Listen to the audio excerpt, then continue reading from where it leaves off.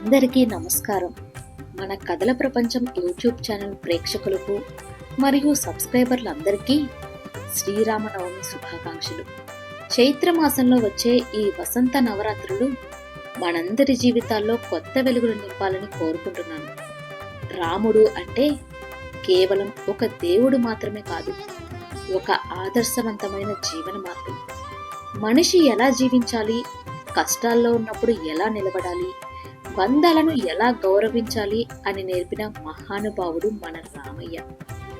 ఈరోజు మన వీడియోలో శ్రీరామనవమి విశిష్టత, ఈ పండుగ వెనుకున్న ఆరోగ్య రహస్యాల గురించి వివరంగా తెలుసుకుందాం. శ్రీరాముడు చైత్రశుద్ధ నవమి రోజున పునర్వసు నక్షత్రం కర్కాటక లగ్నంలో జన్మించారు. అందుకే ఈ రోజును మనం శ్రీరామ నవమిగా జరుపుకుంటాం. అయితే ఈ రోజుకు మరో ప్రత్యేకత కూడా ఉంది.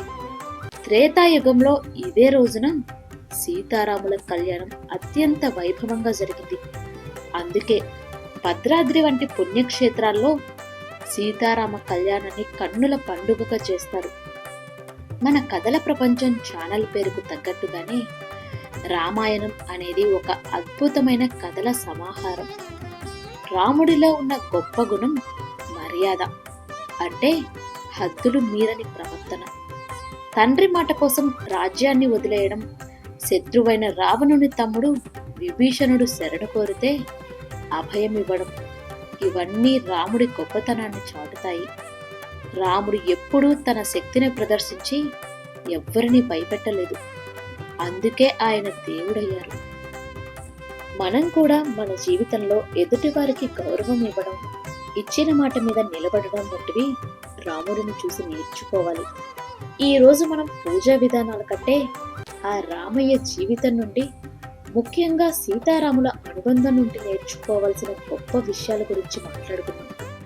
సీతారాముల బంధం అంటే కేవలం భార్యాభర్తల బంధం మాత్రమే కాదు, అది ఒకరికొకరు ఇచ్చే గౌరవం, నమ్మకం మరియు త్యాగానికి నిలువుటద్దం.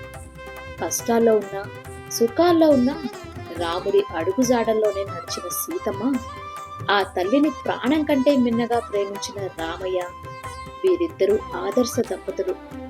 అందుకే ప్రతి ఇంట్లోనూ సీతారాముల కళ్యాణం చేసుకుంటే ఆ కుటుంబం సుఖ సంతోషాలతో ఉంటుందని మన పెద్దల నమ్మకం.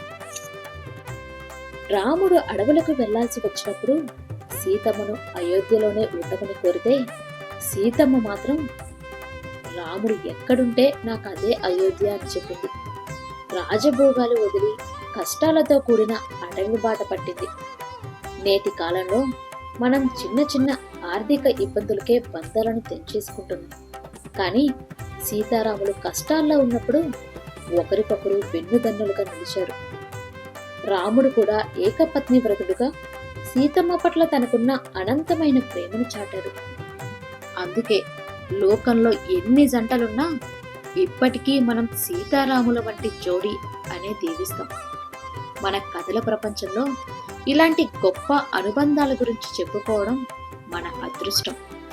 రామాయణం అంటే కేవలం ఒక యుద్ధం కాదు, అది ధర్మానికి అధర్మానికి మధ్య జరిగిన పోరాటం. రావణుడు మహాపండితుడు, శివభక్తుడు, కానీ అహంకారం వల్ల నాశనమయ్యాడు. రాముడు వినయం వల్ల విజయం సాధించాడు. ఈ పండుగ రోజున మనం ఆ రామయ్యను పూజించడమే కాదు, మనసులో ఉన్న అహంకారాన్ని, కోపాన్ని వదిలేయాలని సంకల్పం తీసుకోవాలి. రాముడు అడవుల్లో ఉన్నప్పుడు ఎందరో మహర్షుల దగ్గర జ్ఞానాన్ని పొందారు. అలానే సాధారణ వానరులను తన సైన్యంగా మార్చుకొని గొప్ప కార్యాన్ని సాధించారు. అంటే నాయకత్వ లక్షణాలు ఎలా ఉండాలో రాముడిని చూసి నేర్చుకోవాలి. ఇక శ్రీరామనవమి అనగానే మనకు గుర్తొచ్చేవి పానకం, వడపప్పు. వీటిని కేవలం ప్రసాదంగానే కాదు, ఒక ఔషధంగా కూడా చూడాలి. పానకం తయారు చేయడానికి బెల్లం, మిరియాల పొడి, యాలకులు ఉపయోగిస్తాం. ఎండాకాలం మొదలయ్యే ఈ సమయంలో బెల్లం వంటికి చలవ చేస్తుంది, మిరియాలు గొంతు సమస్యలను నివారిస్తాయి. అలాగే వడపప్పు, పెసరపప్పు శరీరంలోని వేడిని తగ్గించి శక్తినిస్తుంది. మన పూర్వీకులు ప్రతి పండుగ వెనుక ఒక ఆరోగ్య రహస్యాన్ని దాచిపెట్టారు. పానకం తాగుతుంటే వచ్చే ఆ తృప్తి మరే పానీయంలోనూ ఉండదు కదా. ఈరోజు మీరు కూడా మీ ఇంట్లో తయారు చేసి ఉంటారని అనుకుంటున్నాను. రామాయణంలో నాకు బాగా నచ్చే విషయం భరోసా. హనుమంతుడు సముద్రాన్ని దాటి సీతమ్మకు రాముడి సందేశం వినిపించినప్పుడు ఆమెకు కలిగిన ధైర్యం సామాన్యమైనది కాదు. అలాగే రాముడు శబరి పెట్టిన ఎంగిలి పండ్లను కూడా ఎంతో ప్రీతిగా తింటారు. అక్కడ ముఖ్యం భక్తి మాత్రమే, కులమతాలు కాదని రాముడు అప్పుడే నిరూపించారు. తండ్రి మాట కోసం అడవులకు వెళ్లడం, భరతుడు అన్న పాదుకలను పెట్టి రాజ్యమేలడం, ఇవన్నీ కుటుంబంలోని ప్రేమాభిమానాలను తెలియజేస్తాయి. మన కథల ప్రపంచం ఛానల్ ఉద్దేశం కూడా అదే, మన సాంప్రదాయాలను అనుబంధాలను గౌరవించుకోవడం. చూశారు కదా, ఈ శ్రీరామనవమిని భక్తి శ్రద్ధలతో కుటుంబ సభ్యులతో కలిసి ఆనందంగా జరుపుకుంటారని ఆశిస్తున్నాను. ఈ వీడియో మీకు నచ్చితే వెంటనే లైక్ చేయండి, మీ ఫ్రెండ్స్కి షేర్ చేయండి. మీరింకా మన ఛానల్ని సబ్స్క్రైబ్ చేసుకోకపోతే ఇప్పుడే సబ్స్క్రైబ్ చేసుకోండి.